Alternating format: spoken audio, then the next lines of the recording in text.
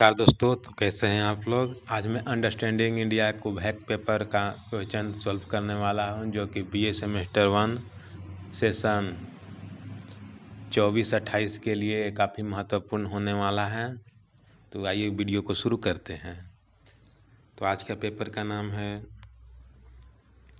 Understanding India, जो कि यहाँ पे लिखा हुआ है।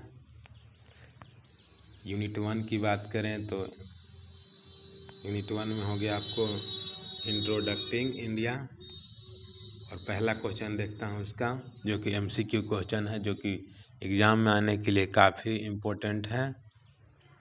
पहला क्वेश्चन है,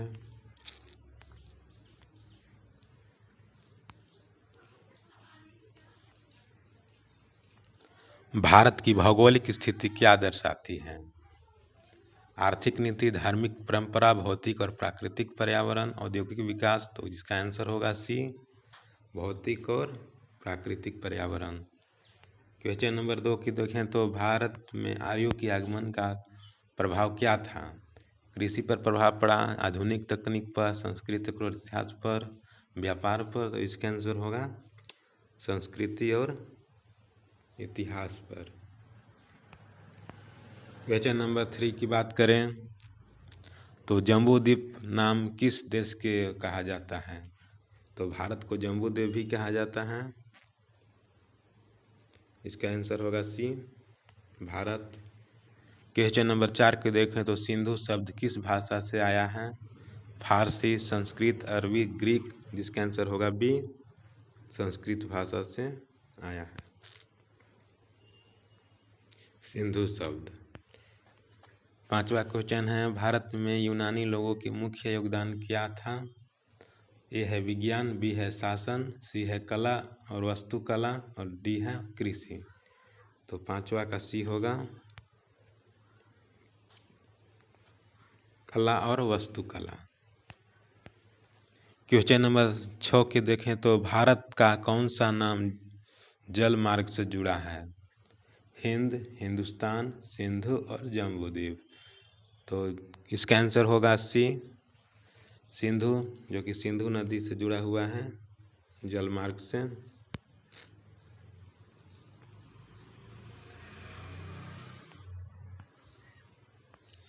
7वां क्वेश्चन है, हिंदुस्तान शब्द किस समय प्रचलन में आया। ए है वैदिक काल, बी है मध्यकाल, सी है ब्रिटिश काल, और डी है आधुनिक काल। तो जिसका आंसर होगा मध्यकाल।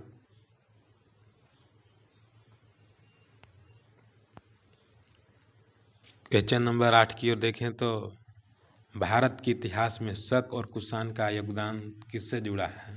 साहित्य क्षेत्र में जुड़ा हुआ है, संस्कृति में, विज्ञान और कृषि। तो जिसका आंसर होगा बी, संस्कृति से जुड़ा हुआ है दोस्तों। क्वेश्चन नंबर 9 के देखें तो भारत का कौन सा नाम संविधान में उल्लिखित है। इंडिया, हिंद, हिंदुस्तान, आर्यव्रत। तो हिंद, हिंदुस्तान और आर्यव्रत नहीं है, जबकि इंडिया संविधान में जुड़ा हुआ है।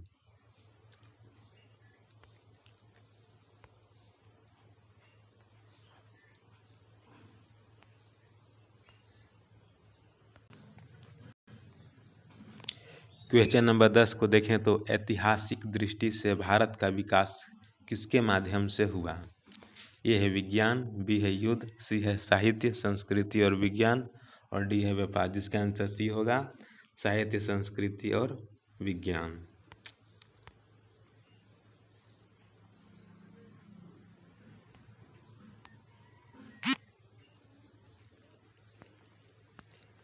यूनिटी 2 के बात करते हैं, the knowledge system of India.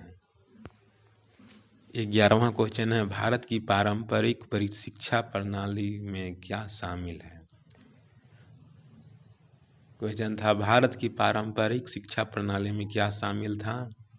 ए है कॉलेज, बी है यूनिवर्सिटी, सी है गुरुकुल पाठशाला, सी है कोचिंग संस्थान। तो प्राचीन भाषा में गुरुकुल पाठशाला का योगदान काफ़ी था दोस्तों।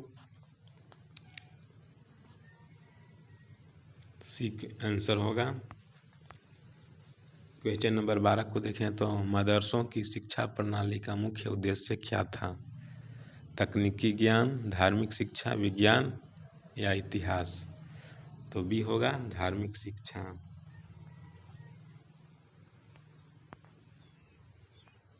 क्वेश्चन नंबर 13 देखें तो ब्रिटिश शिक्षा नीति किस वर्ष लागू हुई? तो पहला होगा 1854 ईस्वी में।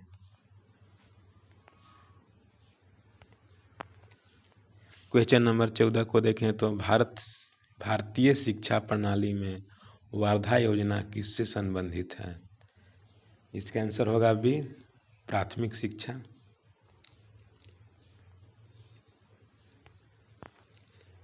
क्वेश्चन नंबर 15 को देखें तो तकनीकी शिक्षा में वृद्धि किसके बाद हुई, अधिक हुई?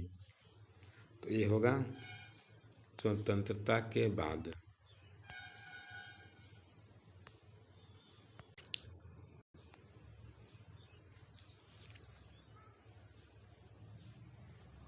राष्ट्रीय विकास में शिक्षकों की क्या भूमिका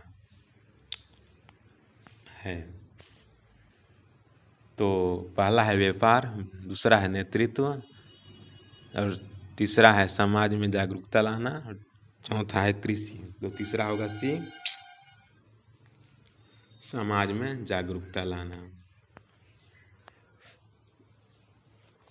17वां क्वेश्चन है शिक्षा नीति 1986 का मुख्य उद्देश्य क्या था?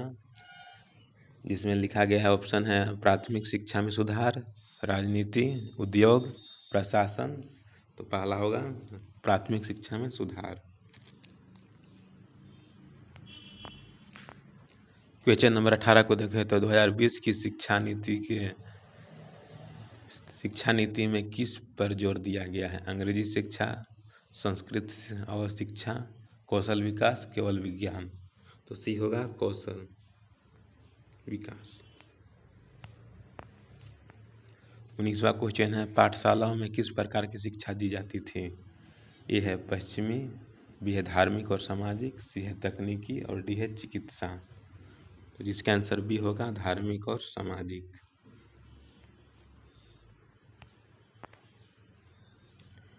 क्वेश्चन नंबर 20 की देखें तो टोल और मकतब किससे संबंधित है?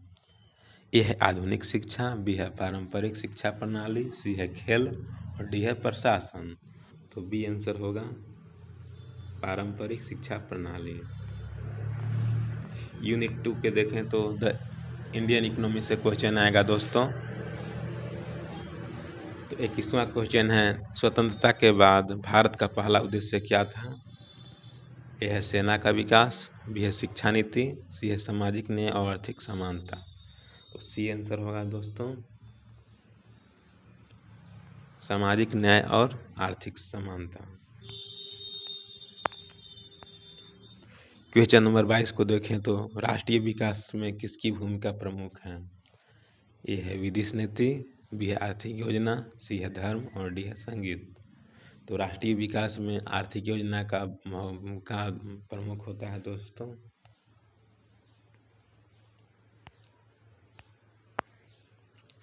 क्वेश्चन नंबर 23 को देखें तो 21वीं सदी में भारत की नीति किस पर आधारित है? पिछड़े वर्ग, नवाचार और समावेशी विकास, सी है युद्ध और डी है उपनिवेशवाद। तो बी होगा नवाचार और समावेशी विकास।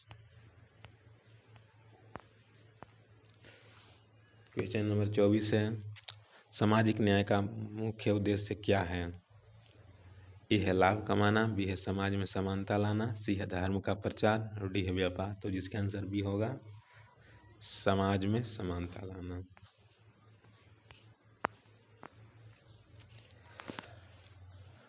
25वां क्वेश्चन है आर्थिक समानता से क्या लाभ होता है? ए है उद्योग बंद होते हैं, बी है अमीरी बढ़ती है, समाज में संतुलन बनता है और शिक्षा घटती है। तो आंसर होगा सी। तो आर्थिक समानता से क्या लाभ होता है दोस्तों? तो समाज में संतुलन बनता है।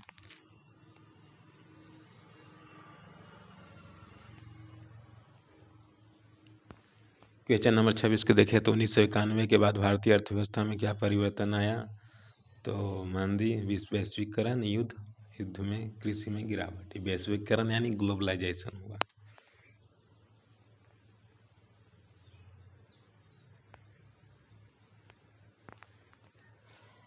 क्वेश्चन नंबर 27 को देखें तो कृषि उद्योग और व्यापार किसके अंतर्गत आते हैं? सामाजिक विकास, आर्थिक विकास, शिक्षा या विदेश नीति।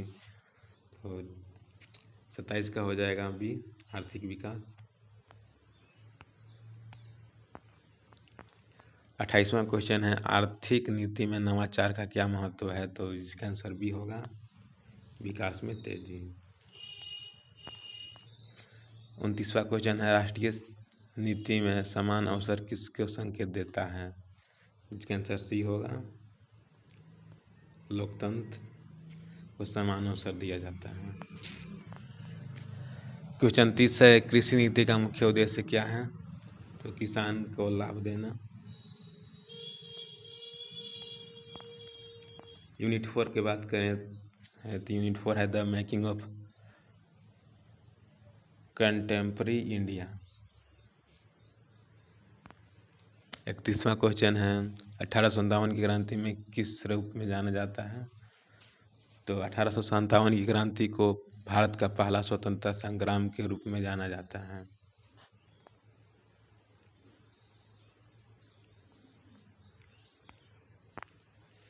बत्तीसवां क्वेश्चन है भारतीय राष्ट्रीय कांग्रेस की स्थापना कब हुई? तो 1885 में भारतीय राष्ट्रीय कांग्रेस की स्थापना हुई, जो कि ए.ओ. ह्यूम द्वारा की गई।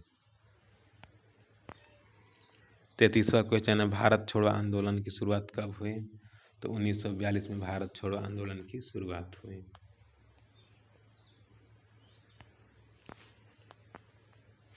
34वां क्वेश्चन है सविनय अवज्ञा आंदोलन का नेतृत्व किसने किया? तो महात्मा गांधी द्वारा सविनय अवज्ञा आंदोलन की नेतृत्व किया गया।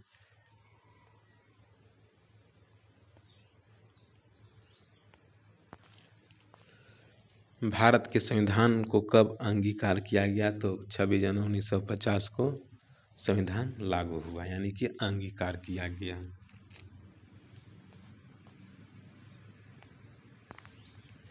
छत्तीसवां क्वेश्चन है भारतीय संविधान में मौलिक अधिकार किस भाग में है? भाग 3, भाग 5, भाग 2 और भाग 6। तो भाग 3 में है दोस्तों।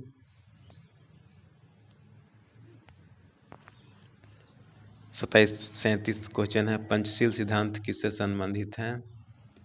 शिक्षा नीति, भारत की विदेश नीति, रक्षा नीति या कृषि नीति। तो बी होगा भारत की विदेश नीति।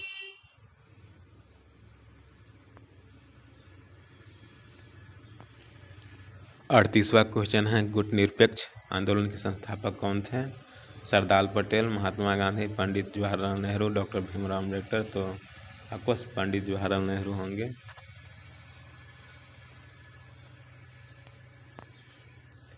39 क्वेश्चन है धर्मनिरपेक्षता का क्या अर्थ है? धर्म विरोधी, सभी धर्मों का सम्मान, एक धर्म का प्रचार, नास्तिकता। तो बी होगा आंसर। 40 क्वेश्चन है भारत का संविधान किस प्रकार का है? धार्मिक, लोकतांत्रिक और धर्मनिरपेक्ष, तानाशाही या पूंजीवादी। तो भी होगा कि हमारा संविधान है लोकतांत्रिक और धर्मनिरपेक्ष है।